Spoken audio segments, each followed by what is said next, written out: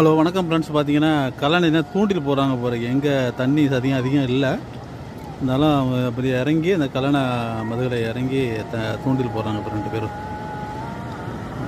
பார்த்தீங்கன்னா தெரியும் தண்ணி எவ்வளோ கம்மியாக இருக்குன்ட்டு.